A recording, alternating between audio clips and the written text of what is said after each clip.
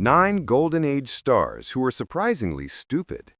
For many years, Hollywood's publicity team sold us a dream that movie stars were as smart as they were good-looking. The truth is, some of the biggest names in old Hollywood couldn't find their way out of a paper bag, even with a map and a flashlight. The studios worked very hard to hide how not smart some of these people really were, said a former MGM publicity person who worked with many stars in the 1950s. We would have writers create clever quotes for interviews. We would have stand-ins take their intelligence tests for fan magazines. And in serious cases, we would just cancel all unplanned appearances. Behind the fancy images and carefully built public pictures were some of the most shockingly unintelligent people to ever earn $1 million paycheck. Stars who couldn't remember their own character names, actresses who thought Europe was a country, leading men who said no to what would become the most famous films in history because they didn't understand the scripts. I once spent 3 hours trying to explain to a major star why we couldn't film a night scene at 10 in the morning, a veteran director remembered. She kept asking if we could just turn the sun off. When I explained that wasn't possible, she asked if we could call someone important who could make it happen. These weren't just moments of confusion or tiredness. These were patterns of behavior so regular that crew members created detailed systems to work around stars' mental limits. We had one actor who couldn't tell left from right, a camera operator from Paramount remembered. The director would say, "Walk to your left," and he'd just stare with no understanding. Finally, we started putting colored tape on his shoes. Walk toward the red tape or turn toward the blue tape. That actually worked. What makes these stories really interesting is how completely different they were from the smart, worldly images these stars showed on screen. The smooth leading man who couldn't read his own contract. The funny comedian who thought Africa was the big one with kangaroos. But before we look at the surprising gap between image and reality, let's look at the first star on our list. Number 1. John Derek, the director who thought dialogue gets in the way of boobs. John Derek's career represents a unique form of Hollywood stupidity, a man whose obsession with female beauty became so all-consuming that it completely blocked out any understanding of filmmaking fundamentals, storytelling, or basic cinema literacy. Derek began as a reasonably successful actor in the 1940s and 50s, known primarily for his good looks rather than any particular depth of performance. However, his true claim to fame came through his marriages to a series of beautiful women, culminating with Bo Derek, whom he married when she was 19 and he was 49. After moving to directing, Derek created a body of work so mentally bankrupt that it stands as a monument to prioritizing physical beauty over every other aspect of filmmaking. John didn't direct movies so much as photograph beautiful women standing in exotic locations, a cinematographer who worked briefly with Derek before quitting in frustration stated. He literally didn't care if scenes made sense, if dialogue sounded natural, or if the story held together. If Bo looked good in the frame, he was satisfied. Derek's approach to filmmaking revealed an amazingly simplistic understanding of cinema. When directing Tarzan the Ape Man, 1981, starring his wife Bo, he reportedly told the production designer that sets didn't matter because nobody's looking at the background when Bo's in the shot. This reductive approach extended to every aspect of production. During script development for another film, when a writer attempted to discuss character motivation, Derek supposedly responded with complete seriousness, "My wife's body is enough, dialogue gets in the way." He told me once that lighting was exclusively for skin tone, not for mood, atmosphere, or storytelling, a gaffer who worked on a Derek production remembered. He couldn't understand why anyone would use lighting techniques to enhance emotion when they could just make sure Bo's body was well illuminated. It was like trying to explain colors to someone who only sees in black and white. Derek's mental limits became most clear during editing sessions, where his inability to understand narrative coherence resulted in films that often bordered on incoherence. He would choose takes based solely on which one made Bo look most beautiful, regardless of whether the performance worked or if it connected logically to surrounding scenes, an editor who worked on one of his productions recalled.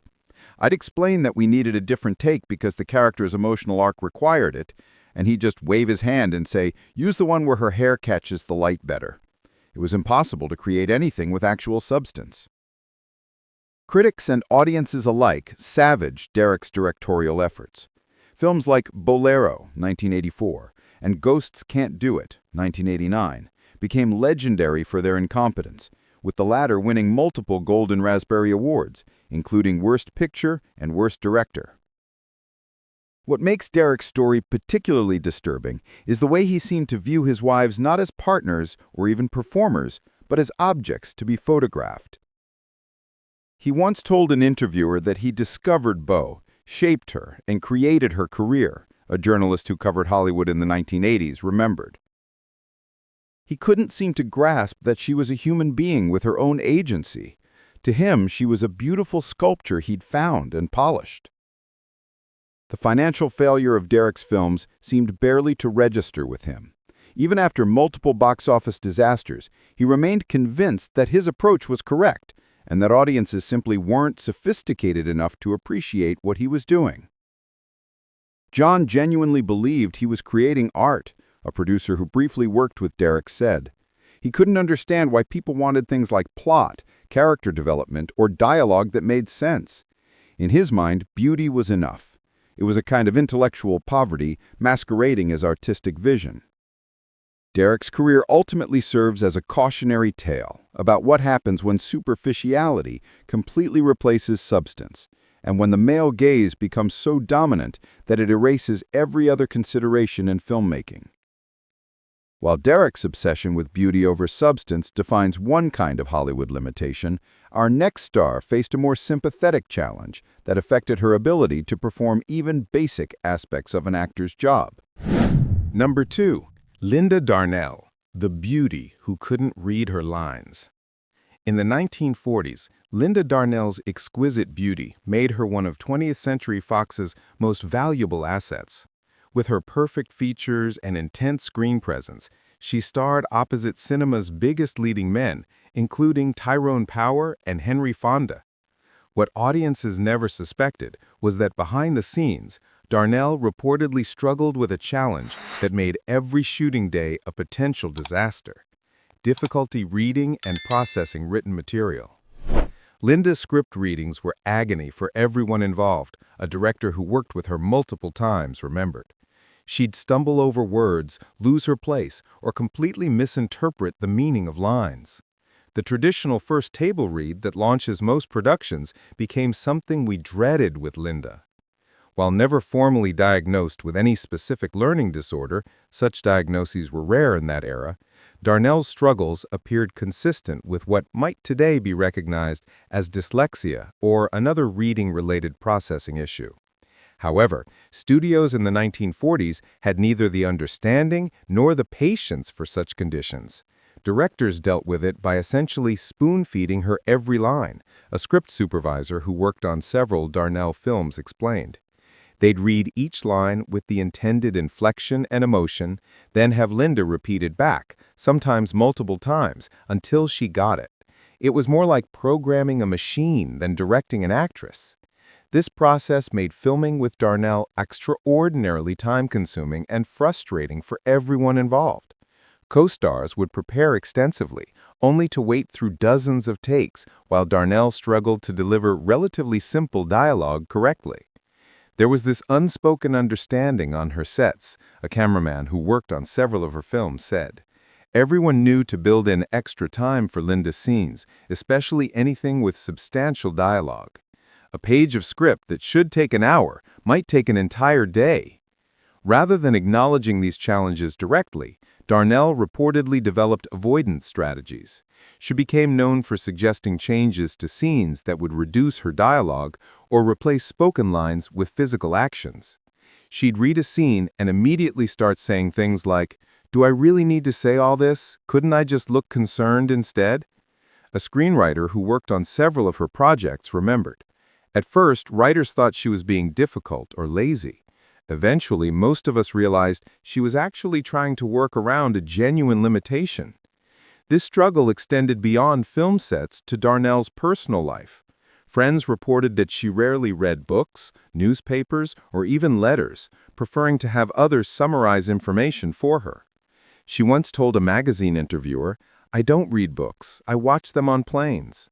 A publicist who worked with 20th Century Fox stars remembered. The reporter thought she was making a joke about movies based on novels, but those of us who knew her understood she was being completely serious. Reading was something she actively avoided whenever possible. Despite these challenges, Darnell maintained a successful career for many years, proof of both her undeniable screen presence and the studio system's ability to work around performers' limits when motivated by commercial potential. Linda wasn't unintelligent in every way, a co-star who worked closely with her emphasized. She had an emotional intelligence and an instinctive understanding of how to connect with the camera. She just had this specific struggle that made certain aspects of acting extraordinarily difficult for her. What makes Darnell's story particularly touching is how differently her challenges might be addressed in modern Hollywood. Today, learning differences are better understood, and accommodations are increasingly common. In the 1940s, however, such struggles were typically viewed as simple deficiencies, often leading to judgment and ridicule rather than support. She was in an impossible position, a film historian familiar with Darnell's career concluded. The studio wouldn't acknowledge her difficulties publicly because that would damage her image, but they also wouldn't provide the kind of support that might have helped her overcome them. Instead, they just worked around them while probably making her feel mentally inadequate every day. While Darnell struggled with reading, our next star's problem centered on his inability to recognize quality when it was right in front of him. Number 3. George Raft, the king of bad decisions. Some people make one or two poor choices in their careers.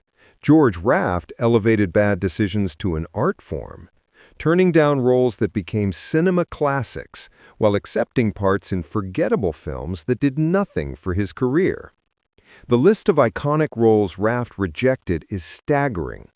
Rick Blaine in Casablanca, Sam Spade in The Maltese Falcon, Roy Earle in High Sierra, all parts that went to Humphrey Bogart and helped make him a legend. George had the worst instincts in Hollywood, a Warner Brothers executive from that era stated. It went beyond bad luck or occasional misjudgment. He had a perfect anti-talent for recognizing quality material. What makes Raft's case particularly interesting was that his rejections weren't random. He had specific, consistently wrong criteria for his decisions. He refused roles where his character died, where his character was notably flawed, or where he might seem weak or vulnerable, a studio casting director who worked with Raft explained. He kept saying he didn't understand the appeal of playing complicated men. He wanted to be the tough guy who wins, period.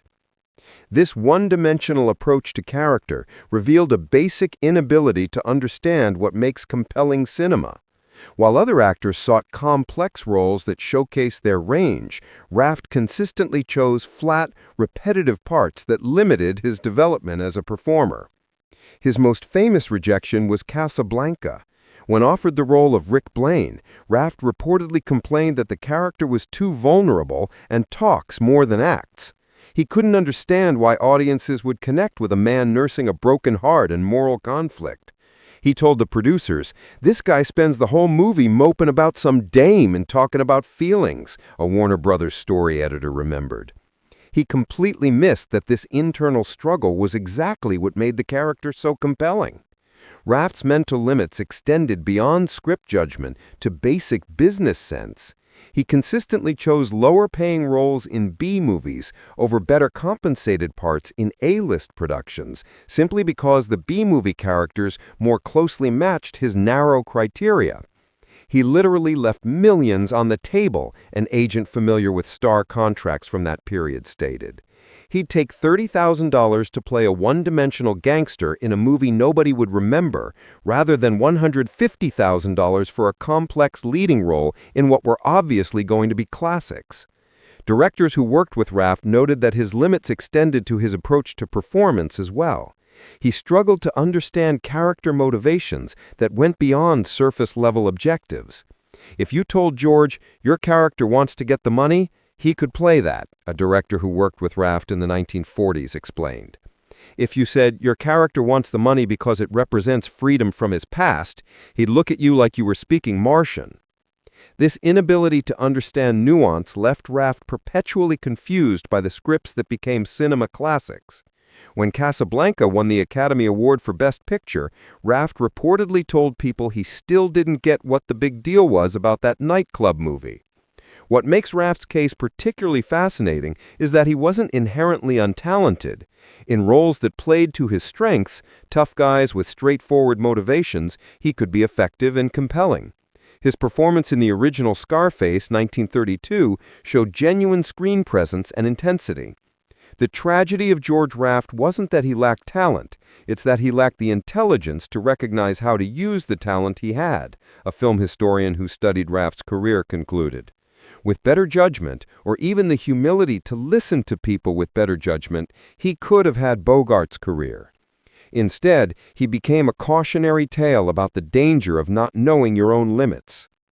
While Raft's bad judgment cost him a legendary career, our next entry reveals the opposite situation, a woman whose genuine mental gifts were completely dismissed because of Hollywood's assumptions. Number 4. Hedy Lamarr, the dumb beauty who outsmarted everyone. Hedy Lamarr's story offers a fascinating counterpoint to our list. A woman widely dismissed as mentally limited, who was actually a brilliant inventor, whose work eventually helped enable technologies like GPS, Bluetooth, and secure Wi-Fi. In the 1940s Hollywood, Lamarr was promoted purely as a beauty, the most beautiful woman in the world. According to publicity materials, studio executives, directors, and even her co-stars assumed her value began and ended with her appearance. The first time I tried to discuss the technical aspects of a scene with the director, he patted me on the head and said, "Don't worry your pretty little mind about that," Lamarr reportedly told a friend. After a while, I stopped trying. What Hollywood didn't know or refused to acknowledge was that Lamarr spent her evenings inventing.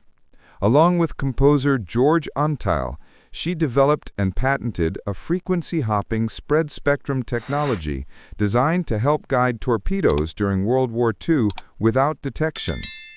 This innovation eventually became a foundation for secure wireless communication technologies decades later. When she tried to contribute her invention to the war effort, a military officer supposedly told her she'd be more useful selling kisses for war bonds, a friend of Lamarr's from that period remembered. The patent was filed away and forgotten for decades. The contrast between Lamarr's public image and private brilliance couldn't have been more extreme. On screen, she was cast in roles that required little more than looking beautiful. Off-screen, she was creating technological innovations that would eventually change communication. She attended a party with scientific luminaries, including Albert Einstein, a biographer who studied Lamarr's life extensively said. When she tried to join a technical conversation, even Einstein dismissed her, assuming she had wandered over by mistake. She later said that was one of the most humiliating moments of her life. What makes Lamarr's story particularly relevant to our list is how completely Hollywood's perception of her was wrong. Unlike our other entries, who actually did struggle with mental limits, Lamarr was legitimately brilliant but consistently underestimated because of her beauty and gender. The studios actively suppressed any hint of her intelligence, a film historian claimed. They worried that audiences wouldn't accept a sex symbol with a brain. When a magazine wanted to do a feature on her inventions, MGM intervened to kill the story. Lamarr herself became increasingly bitter about being dismissed as unintelligent. Later in life, she reportedly remarked, "Any girl can be glamorous. All you have to do is stand still and look stupid." The ultimate vindication came too late for Lamarr to fully enjoy. In the 1990s, as wireless technology developed, engineers rediscovered her patent and recognized its importance. In 1997, just a few years before her death, she finally received the Electronic Frontier Foundation's Pioneer Award for her contribution to technology. She died with people still thinking of her primarily as a beautiful face, her biographer noted. The depth of her mental contribution is still not widely recognized, although most people use technology based on her work every single day. Lamarr's story serves as a powerful reminder that Hollywood's perception of intelligence, or lack thereof, was often completely disconnected from reality. While our other entries genuinely struggled with mental limits, Lamarr was a genius, dismissed as stupid simply because that fit the studio's preferred narrative. The real stupidity, the biographer concluded, wasn't Hedy. It was an entire industry too narrow-minded to recognize the brilliance right in front of them because it came in an unexpected package. While Lamarr's intelligence was hidden by studio manipulation, our next star had to be carefully managed just to remember which way to walk on set.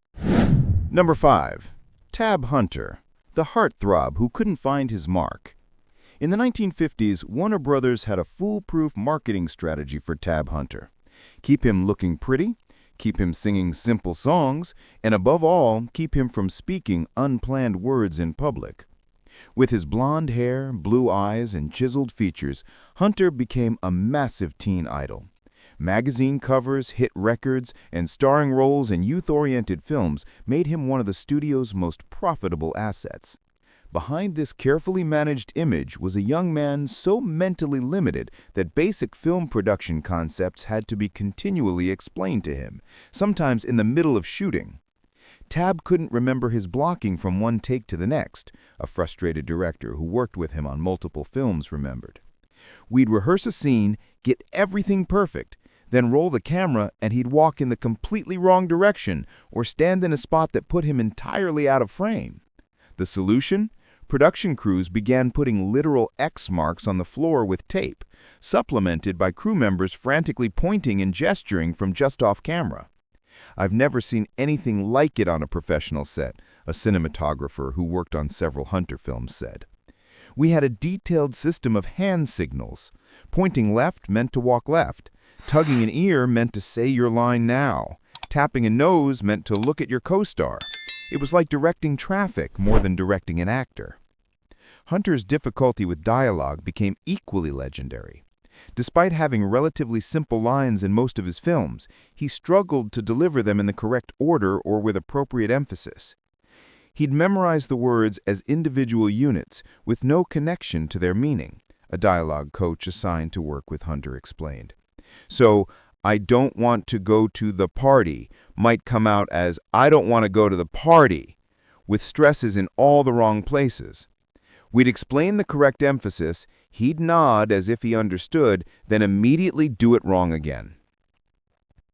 Most alarming was Hunter's frequent inability to remember basic details about the films he was currently promoting. During press tours, publicists had to create detailed cheat sheets with film titles, character names, and plot summaries for Hunter to look at between interviews. During one event, a reporter asked him about his character's motivation in the film. A publicist who worked closely with Warner Bros. Stars remembered. Tab looked completely blank for a moment, then asked, "Which movie is this one again?" He was literally on tour promoting it, had finished filming it 3 weeks earlier, and couldn't remember what it was about. Co-stars often found themselves serving as impromptu helpers, gently steering Hunter through public appearances and helping him navigate conversations that went beyond simple questions about his hobbies or favorite colors. He wasn't acting mysterious, he was confused, an actress who appeared in several films with Hunter explained. If reporters asked anything even slightly complex, you'd see this look of genuine panic cross his face. Those of us who worked with him regularly learned to jump in and redirect the conversation before it became obvious he didn't understand the question. Studio executives were well aware of Hunter's limits, but considered them an acceptable trade-off for his overwhelming popularity with teenage audiences. Warner Brothers had a strategy. Keep him pretty, keep him singing, keep him away from anything that required independent thought, a studio employee from that era said. They'd pair him with directors known for their patience and technical skill at hiding actors' weaknesses. Hunter's mental challenges made him particularly vulnerable to exploitation by the studio system. His inability to fully understand contracts or career implications meant he often signed agreements that weren't in his best interest. He signed a Warner Brothers contract for less than he was worth because he literally couldn't understand the negotiation process, an agent who worked with several stars from that era claimed. His managers would try to explain concepts like percentage points or back-end participation, and his eyes would just glaze over. Despite these limits, Hunter maintained a decades-long career, proof of both his genuine appeal and the studio system's ability to create stars through careful image management, regardless of their mental capabilities. Tab wasn't stupid in every way, a co-star who became friendly with him said. He had an emotional intelligence and a genuine kindness. He just couldn't handle anything abstract or complex. The tragedy is that the studio treated him like a product, rather than helping him develop the capabilities he did have. While Hunter at least had natural charisma to fall back on, our next star managed to become an icon despite mental limits so severe that entire productions had to be restructured around them. Number 6. Tony Curtis, the pretty face with the empty attic. With his dark good looks and undeniable charm, Tony Curtis became one of Hollywood's most bankable stars in the 1950s and 60s. Films like Some Like It Hot, Spartacus, and The Defiant Ones established him as a versatile performer, capable of both comedy and drama. What audiences didn't know was that, behind the scenes, Curtis's mental limits had directors and co-stars constantly scrambling to make up for it. Tony was gorgeous, absolutely beautiful, and could be incredibly charismatic, a director who worked with him on multiple projects admitted. But trying to explain anything abstract or complex to him was pointless. He once asked me if Shakespeare was that guy who wrote Dracula. Curtis's approach to acting revealed his basic misunderstanding of the craft. When asked about his method in an interview, he famously described acting as just talking loud with style, a statement that made serious actors and directors cringe. He wasn't being modest or simplifying for the public. That's genuinely how he understood the job, a co-star from the early 1960s explained. He thought the louder he said something, the more dramatic it was. Concepts like subtext or character motivation were completely beyond him. His limits became most clear when working with classical material or complex scripts. During the filming of Spartacus, director Stanley Kubrick reportedly had to break down Curtis's dialogue line by line, explaining the meaning of words that most adults would understand without difficulty. Kubrick was known for his perfectionism, so working with Tony tested his patience to the breaking point, a crew member from that production remembered. He'd spend hours trying to get Tony to understand why his character would say something, only to have Tony suggest, "Can I just say it louder? That always works." Curtis's confusion about literature became legendary among his co-stars. When cast in adaptations of classic works, he would frequently make comments that revealed he had no idea of the source material's importance. "We were doing this adaptation of a major literary work," an actress who worked with Curtis in the 1960s remembered. "And Tony took me aside to suggest that we spice it up, because the original writer, a figure considered one of the greatest novelists of all time, didn't really know how to tell a good story." He was completely serious.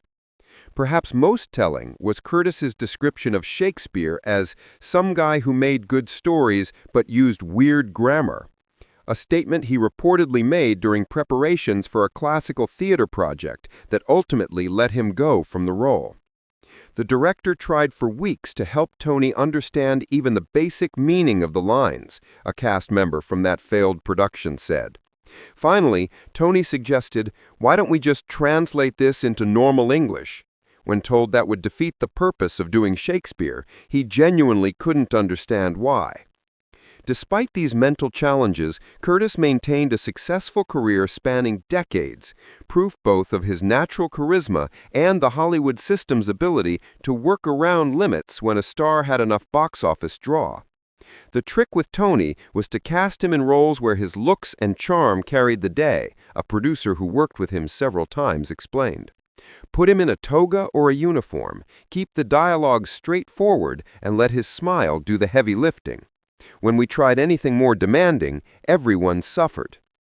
What makes Curtis's story particularly interesting is that despite his mental limits, he delivered some genuinely excellent performances, proof that emotional intelligence and acting instinct can sometimes make up for more traditional forms of intellect.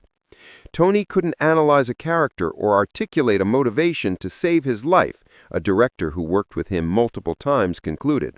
But sometimes, if you just pointed him in the right direction and used words of one syllable, he could deliver exactly what the scene needed through some kind of instinctive emotional connection. He couldn't tell you why or how, but sometimes he just got there. Number 7. Mamie Van Doren, the blonde who couldn't keep decades straight. In Hollywood's desperate search for the next Marilyn Monroe, studios produced a series of blonde bombshells in the 1950s. Mamie Van Doren was among the most prominent, with a platinum blonde hairstyle, impressive curves, and a publicity machine working overtime to present her as both sexy and smart. The reality, according to those who worked with her, was a woman so deeply confused about basic facts that interviews became exercises in damage control. Every time Mamie did an unscripted interview, the publicity department went into panic mode, a former Universal publicist remembered. We'd have someone standing just off camera, making frantic gestures when she started going off the rails, which was about 30 seconds into any conversation. Van Doren's understanding of history became the stuff of Hollywood legend. During a press event for a war film in the 1950s, she supposedly told a shocked reporter that she thought World War II happened sometime in the 1970s. When the reporter gently corrected her, pointing out this would be impossible since they were currently in the 1950s, Van Doren reportedly looked confused and asked, "Are you sure?" The problem wasn't just that she got facts wrong, a co-star from that period explained. It's that she would argue passionately about these completely wrong things. She once insisted that Abraham Lincoln invented the telephone. When someone mentioned Alexander Graham Bell, she said he was that guy who rang the Liberty Bell for freedom. Van Doren's mental limits became so clear that directors would carefully script every single public appearance, limiting her to saying as little as possible beyond her name and the film title.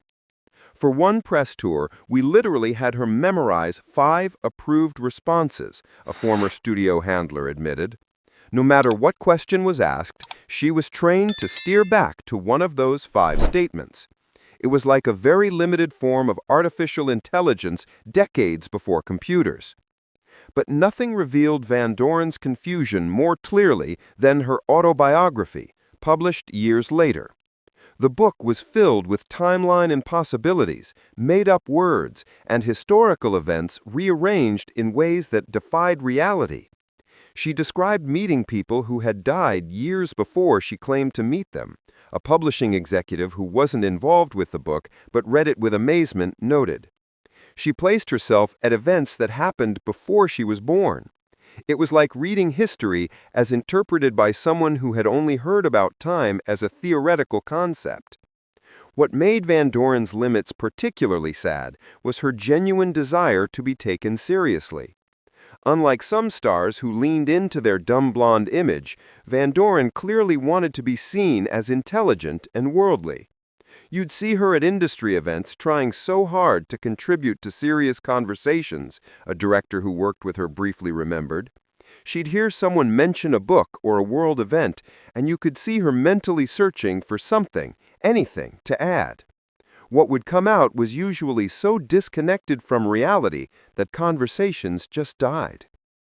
Despite these limits, Van Doren maintained a career spanning several decades, largely by sticking to roles that required minimal dialogue and maximum cleavage. Studios found it was easier to work around her mental challenges than to try to overcome them. The directive was simple, a producer from that era said. Keep the camera on her curves and keep the microphone away from her thoughts.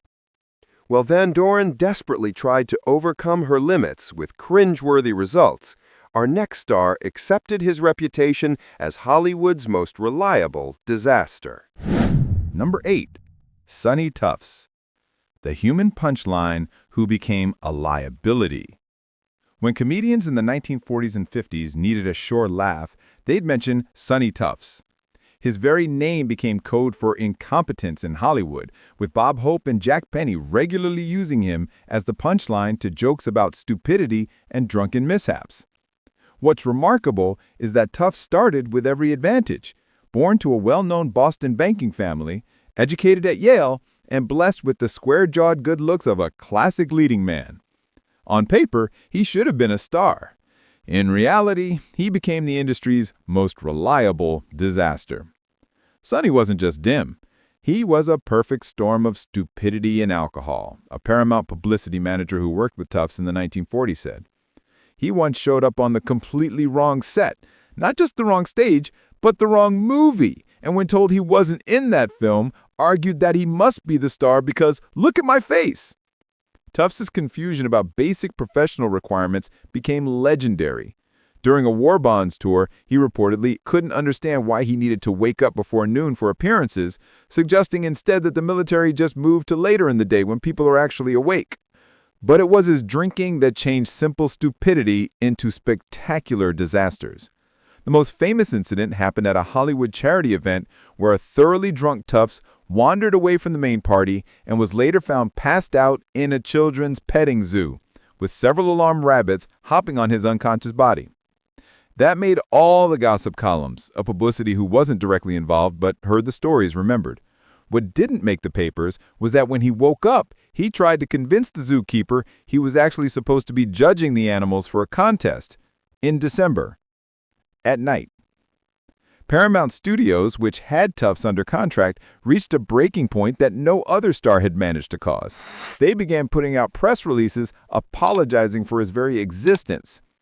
After a particularly disastrous public appearance where Tufts supposedly showed up drunk and made inappropriate comments about servicemen's wives, Paramount released a statement that read in part, "The studio regrets any embarrassment caused by Mr. Tufts' behavior and wishes to clarify that his views do not reflect those of Paramount Pictures." I never saw another studio actually apologize for signing an actor, a former publicity director marveled. It was unprecedented. Usually they'd cover up anything short of murder. With Sonny, they just gave up. Tufts' mental limits became so well known that directors created workarounds just to complete basic scenes. Rather than giving him multiple lines to remember, they'd have him deliver a single line, cut, move the camera, deliver another single line, and so on. It was like working with a particularly difficult child, the cinematographer remembered, except this child was 6'4" and usually smelled like a distillery. What makes Tufts' story particularly sad is that his early promise was real. His performance in So Proudly We Hail, 1943, showed real talent, but his inability to understand even the basics of professional behavior, combined with his mental limits, changed a potential leading man into a Hollywood joke. The saying among directors was, "Better a trained dog than Sonny Tufts." An assistant director who worked on several Paramount productions remembered, "At least you could reason with a dog." But if Tufts at least accepted the chaos that came with his limits, our next star at least tried to appear intelligent, even if the results were equally disastrous. Number 9. Jayne Mansfield, the bombshell whose brain was a dud. Jayne Mansfield was Hollywood's answer to Marilyn Monroe, a platinum blonde bombshell with measurements 40, 21, 35 that made headlines, and a publicity machine that worked very hard to present her as the complete package, beauty and brains. Fan magazines often mentioned her supposedly very high IQ of 163. Articles highlighted her ability to speak 5 languages.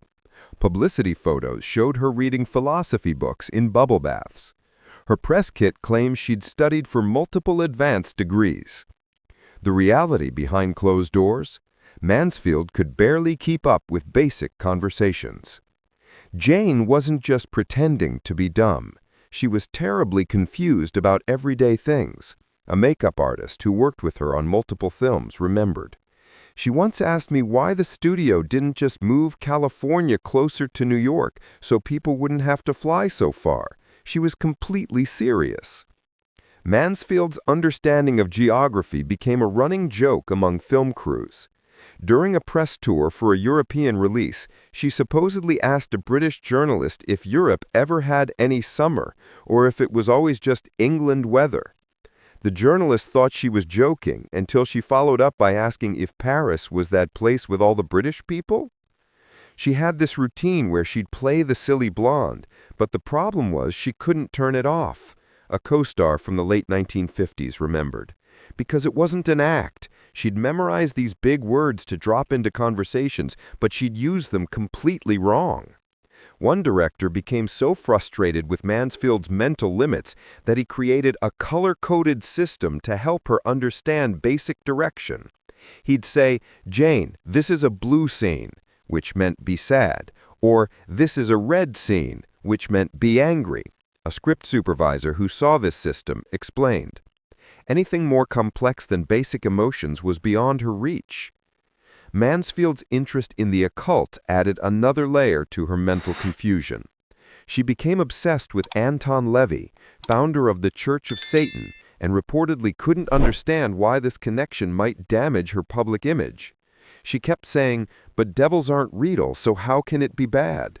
A publicist assigned to manage this PR disaster remembered, "We couldn't get her to understand that the public's perception was what mattered, not whether Satan actually existed." Perhaps most telling was Mansfield's inability to recognize when she was being manipulated or mocked. Several directors admitted to flattering her with nonsense compliments just to see how she'd respond. One filmmaker told her she had transcendent perpendicular energy, and she spent the whole day telling everyone about this amazing quality she apparently had.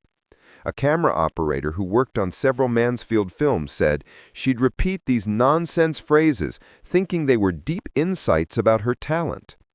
Despite all evidence showing otherwise, Mansfield held on to the idea that she was mentally gifted. She insisted her confusion was just an act, part of her sex symbol image. But those who worked closely with her knew better. The saddest part was watching her try to join serious conversations, a fellow actress who knew Mansfield socially said. She'd memorize a few intellectual-sounding phrases and drop them at random moments that made no sense in context. The room would go silent, and you could see this brief flash of panic in her eyes when she realized she'd gotten it wrong again. The stories we've explored reveal an uncomfortable truth about Hollywood's golden age. The studio system was remarkably effective at creating and maintaining illusions, even when the reality behind those illusions was starkly different from what audiences believed. From John Derek's obsession with beauty over substance to Jayne Mansfield's genuine confusion about basic geography, from George Raft's catastrophically bad decision-making to Linda Darnell's struggles with reading, these stars remind us that talent, intelligence, and success don't always align in the ways we assume. But perhaps the most important lesson comes from Hedy Lamarr's story. While most of our entries genuinely struggled with cognitive limitations, Lamarr's inclusion serves as a powerful reminder that Hollywood's perception of intelligence was often completely wrong. An entire industry dismissed a legitimate genius because her brilliance didn't fit their narrative. If they could be so completely wrong about Lamarr, how accurate were their assessments of anyone else? The studio system's ability to work around these limitations through careful scripting, color-coded direction systems, restrictive contracts, and armies of publicists shows just how much of what we see on screen is manufactured. The glamour, the sophistication, the wit we associated with these stars often existed only in carefully controlled moments, created by teams of professionals working behind the scenes. These stories also force us to confront uncomfortable questions about exploitation. Many of these performers, particularly those like Tab Hunter and Linda Darnell, who faced genuine cognitive limitations, were used by studios that prioritize profit over the well-being of vulnerable people. They were packaged, marketed, and worked until they were no longer profitable, with little regard for their struggles or dignity. Today's Hollywood has its own issues with authenticity and image management. But at least we're beginning to understand learning differences, cognitive diversity, and the importance of supporting performers as whole human beings rather than commodities. The stories from Hollywood's golden age remind us how far we've come and how important it is that we never return to treating people as nothing more than pretty faces to be exploited. The next time you watch a classic film from Hollywood's golden age, remember, the polish you see on screen often concealed struggles, limitations, and sometimes genuine suffering.